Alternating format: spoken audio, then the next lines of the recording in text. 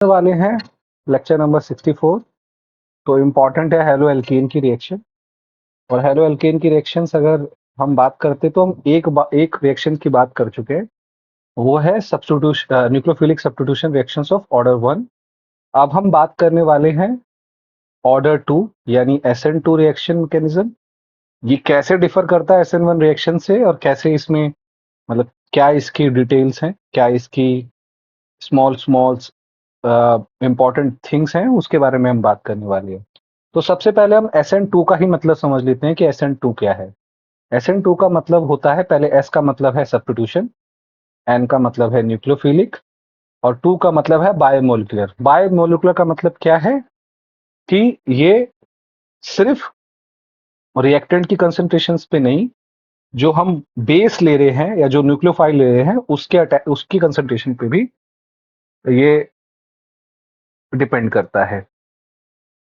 ठीक है, तो क्योंकि उसकी कंसंट्रेशन पे भी डिपेंड करता है, तो हम इसी की डिटेल्स को अभी समझते हैं।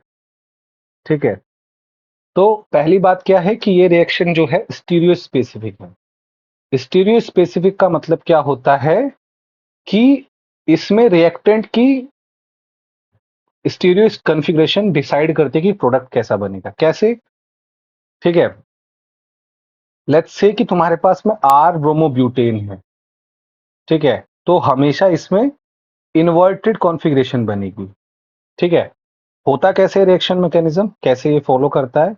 अगेन इसकी सबसे इंपॉर्टेंट पार्ट यही है कि इसमें किसी भी तरीके का कार्बोकैटायन नहीं बनता। मतलब क्या है कि लेट्स से कि तुम्हारे पास में एक ब्रोमोब्यूटेन है, तो बैक साइड से OH माइनस अटैक करेगा, एक 5 मेंबर ट्रांजिशन स्टेट बनेगी और इन्वर्जन ऑफ कॉन्फ़िगरेशन होगा। इसको बोलते हैं वॉल्डन इन्वर्जन, क्योंकि जो प्रोडक्ट है वो था एक कॉन्फ़िगरेशन का, उसके अपोजिट कॉन्फ़िगरेशन का ही हमारा प्रोडक्ट बना है। ठीक है, इसके बाद में हम बात करते हैं ऑर्डर ऑफ रिएक्टिविटी और स्टेबिलिटी ऑफ ट्रांजिशन स्टेट, क्योंकि ये रिएक्शन किस पे डिपेंड करेगी? ट्रांजिशन स्टेट की स्टेबिलिटी पे। तो उसके बारे में हम जान लेते हैं। तो क्या होगा, सबसे इंपॉर्टेंट चीज, प्राइमरी हेलो एल्केन्स जो रहेंगे SN2 रिएक्शन मैकेनिज्म को सबसे फास्ट जाएंगे, क्योंकि उसमें लीस्ट हिंड्रेंस होगी ट्रांजिशन स्टेट में। ठीक है, जितना ज्यादा तुम बल्कियर ग्रुप उसमें अटैच करते जाओगे, स्टेरिक इंटरेक्शंस बढ़ते चले जाएंगे, इसी वजह से रिएक्शन जो है स्लो हो जाएगी। ऑर्डर ऑफ रिएक्टिविटी क्या हो गया? जिसपे कोई भी सब्स्टिट्यूशन ना हो, फिर 1 डिग्री, फिर 2 डिग्री, फिर 3 डिग्री।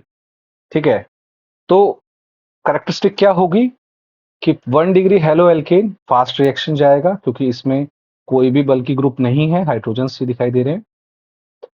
जो 3 डिग्री रहेगा वो स्लो जाएगा। लो एनर्जी ट्रांजिशन स्टेट रहेगी कंपेयर टू 3 डिग्री।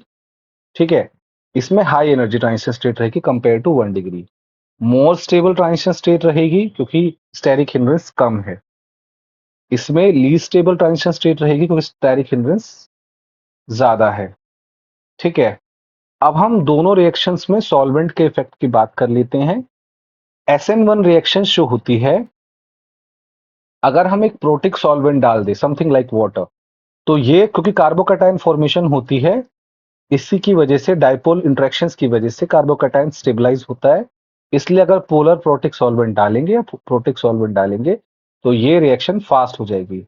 लेकिन SN2 रिएक्शंस इसके बिल्कुल अपोजिट होती है। अगर हम इसमें हम लाइक समथिंग लाइक अल्कोहल डालें या फिर एक प्रोटिक सॉल्वेंट डालें, तो ये न्यूक्लियोफाइल को ज्यादा स्टेबलाइज कर देती हैं, जिसकी वजह से अटैक ऑफ न्यूक्लियोफाइल ज्यादा फास्ट नहीं हो पाएगा। इसीलिए ये रिएक्शन जो होगी ये स्लो हो जाएगी प्रोटिक सॉल्वेंट में। ठीक है, तो आई गेस इतना ही है इस लेक्चर में हम कवर करते हैं। नेक्स्ट लेक्चर में हम इन दोनों SN1 और SN2 का कंपैरिजन करेंगे कि क्या क्या इसके वो है।